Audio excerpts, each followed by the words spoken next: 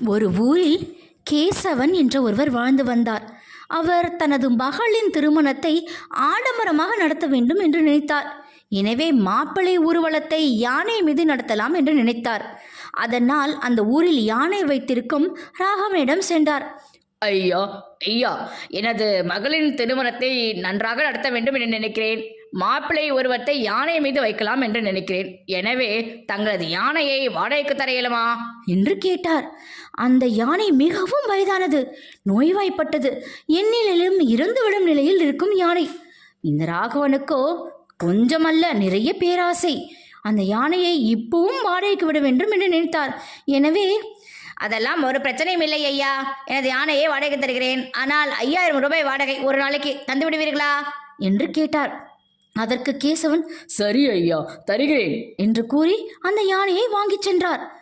மாப்பிள்ளை உருவத்தின் போது திடீரென அந்த யானை மயங்கி விழுந்து இறந்து விட்டது. கேசவனுக்கு என்ன செய்வது என்று தெரியவில்லை.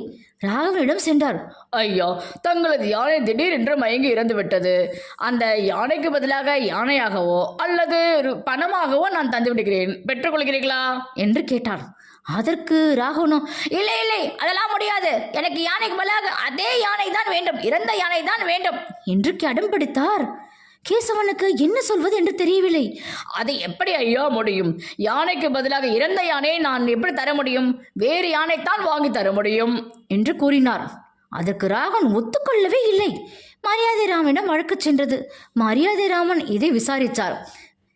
நீங்கள் இருவரும் நாளை வாருங்கள், இந்த வழக்கை நாம் விசாரிப்போம் என்று கூறினார். அடுத்த நாள் அவர் கேசவனை அழைத்தார். ஏதோ அவரிடம் கூறினார். பஞ்சாயத்திற்கு வர வேண்டாம் என்று கூறிவிட்டார். அடுத்த நாள் காலை ராகவன் பஞ்சாயத்துக்கு வந்தார். அவரிடம் மரியாதைராமன், ஐயா, நான் எவ்வளவோ ஆளை விட்டு அனுப்பிவிட்டு பார்த்து விட்டேன். அந்த கேசவன் வருவதாகவே தெரியவில்லை. எனவே தாங்களே நேரில் சென்று அந்த கேசவனை அழைத்து வாருங்களேன் என்று கூறினார். ராகவனுக்கு மிகுந்த கோபம். கடகடகடவென்று அவர் வீட்டிற்கு சென்றார். அவரை அழைத்தார். ஏய் கேசவா, வெளியே வா, வெளியே வா என்று அழைத்தார். ஆனால் அவர் வெளியே வரவே இல்லை. இவருக்கு கோபம் தாங்க முடியாமல் கதவை எட்டி உதைத்தார். கதவுக்கு பின்னால் நிறைய பானைகள் இருந்தது. எல்லாம் சுக்கு நூறாக உடைந்து விட்டது. உடனே கேசவன், ஐயோ, எனது பானைகளை உடைத்து விட்டாயே. நான் இந்த பானை பாரம்பரியமான பானை.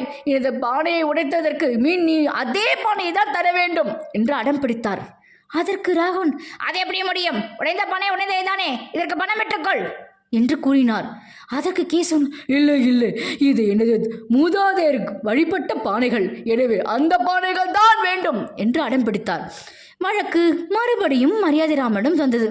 அதற்கு மரியாதைராமன், எப்படி இறந்த யானையை மீண்டும் உயிர்ப்பித்து தர முடியாதோ அதேபோல் உடைந்த பானையும் மறுபடியும் ஒட்ட வைத்து தர முடியாது. எனவே யானைக்கு பானை சரியாகி விட்டது, செல்லுங்கள் என்று தீர்ப்பு கூறிவிட்டார். புடிவாதம் பிடிச்சா ஒரு விஷயத்துக்காக அது நல்லதா கெட்டதான்னு நம்மளை யோசிக்க விடாது. அதனால எதுக்கும் அடம் பிடிக்காம யோசிச்சு செயல்படணும். சரியா குட்டீஸ்? ப்ளீஸ் என்னோட சேனலுக்கு